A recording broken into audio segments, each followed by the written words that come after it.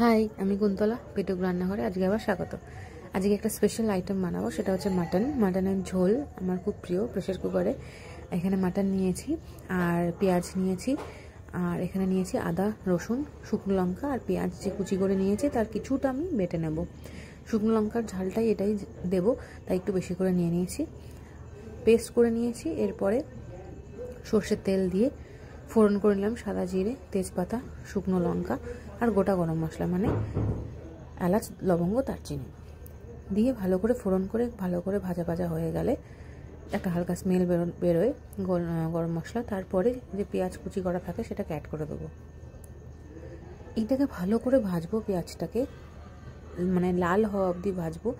লাল মানে ক্রিস্পি, হালকা যে বেরেস্তা ভাজার মতো যেরকম ভাজাটা হয় আমি সেরকম অবধি ভাজি, যাতে পেঁয়াজটা অনেকটাই কুকড হয়ে যায় ঝোলের মধ্যে, যাতে ভালো করে ওরকমভাবে ভেসে না ওঠে, কাঁচা না থাকে, সেই জন্য আমি একটু ভালো করেই ভাজি। এরপরে পেঁয়াজটা ভালো করে লাল লাল, একদম লাল লাল করে ভাজা হয়ে গেলে, পুরোপুরি ক্রিস্পি না বাট কিছুটা ওরকম লাল লাল হয়ে যাবে, সেরকম হয়ে গেলে যে মশলাটা বেটেছিলাম সেটা অ্যাড করে দেবো। এই মশলার মধ্যে একেবারে মিক্সি ধুয়ে যে জলটা সব অ্যাড করেই আমি এর মধ্যে অ্যাড করেছি। এটাকে এবারে কষাবো কিছুক্ষণ না, বেশ কিছুক্ষণ কষিয়ে নেবো, ততক্ষণ যে স্মেলটা থাকে আদা রসুনের সেটা অনেকটা চলে গেছে ততক্ষণ অবধি। এরপর আমি এই বাটিটার মধ্যে জিরে, ধনে আর হলুদটাকে জল দিয়ে অনেকক্ষণ ভিজিয়ে রেখেছিলাম, সেটাও অ্যাড করে দিলাম। এবারে এটা দেখে মনে হতে পারে যে এখানে অনেকটা বেশি জল, বাট এখানে যেহেতু পরে জল অ্যাড করতেই হয় মশলা কষাতে গেলে, তাই আমি আগে থেকে এই জলটা অ্যাড করে নিয়েছি। এরপরে যে মাটনটা রেখেছিলাম জল ঝরিয়ে, যাতে বেশি জল না বেরোয় যখন কষাবো, সেই মাটনটা আমি অ্যাড করে দিলাম। দিয়ে টমেটো কুচি করে নুন দিয়ে দিলাম যাতে টমেটোটা গলে যায়। এবারে আমি এই প্রসেসটা বেসিক্যালি ফলো করি, তোমরা এই প্রসেসটা ফলো করে একবার করে দেখো।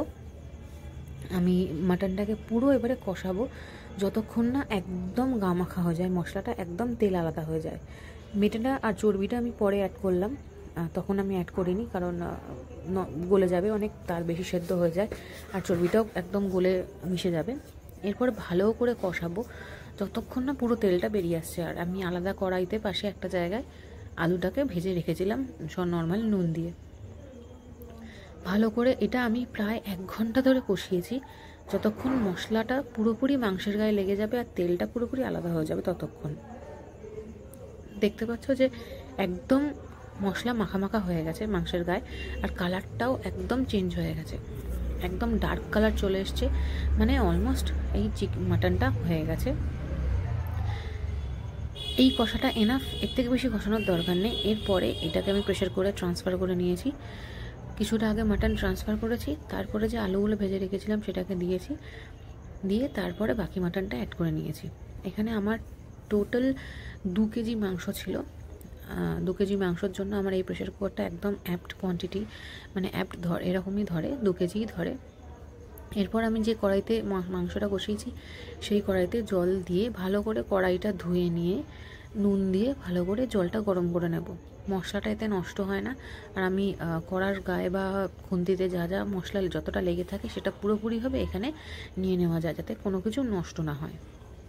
এরপরে গরম জলটা অ্যাড করে দিলাম প্রেশার কুকারে, দিয়ে নুনটা একটু স্বাদ মতো চেটে নিতে হবে যে নুনটা পুরোপুরি ঠিক আছে কিনা। হালকা ঝোল নিয়ে একটু টেস্ট করে দেখে নেবে যে নুনটা ঠিকঠাক আছে কিনা। জল দেওয়ার পরে নুনটা আসল, যদি দরকার পড়ে একটু অ্যাড করে নেবে।